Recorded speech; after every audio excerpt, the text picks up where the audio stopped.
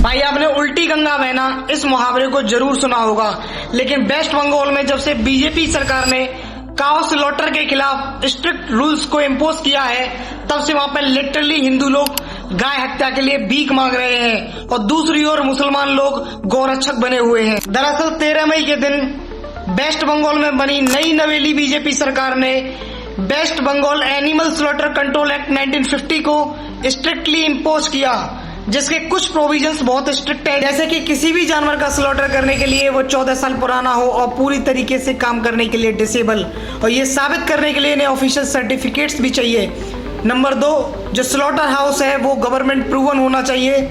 Number 3, किसी भी जानवर की पब्लिक में स्लॉटर अलाउड नहीं है। और नंबर 4, अगर किसी भी नियम को कोई भी नहीं मानता तो उसे 1000 रुपए का फाइन या 6 महीने तक की सजा या दोनों भुगतनी पड़ेगी। और इस चीज से सबसे ज्यादा इम्पैक्ट हुए हिंदू काउ ट्रेडर्स।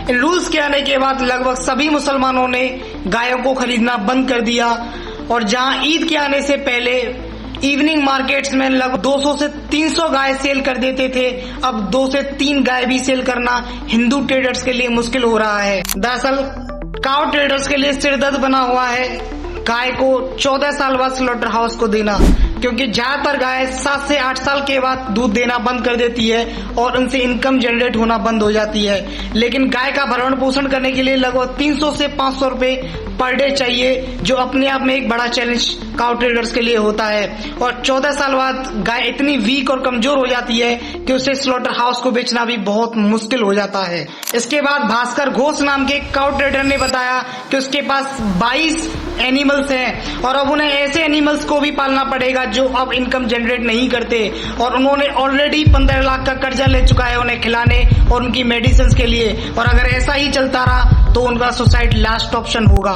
इसके बाद गोविंद घोष और सुरजीत घोष नाम के 2 और काउ ट्रेडर्स की बातचीत सामने आई, तो उनकी भी प्रॉब्लम सेम थी। किसी के ऊपर 2 करोड़ रुपए का कर्ज है तो किसी के ऊपर कितना, लेकिन प्रॉब्लम सबकी एक।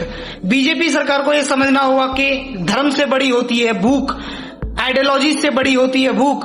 जब बात फैमिली पे आती है तो इंसान हीनियस से हीनियस काम करने के लिए तैयार हो जाता है।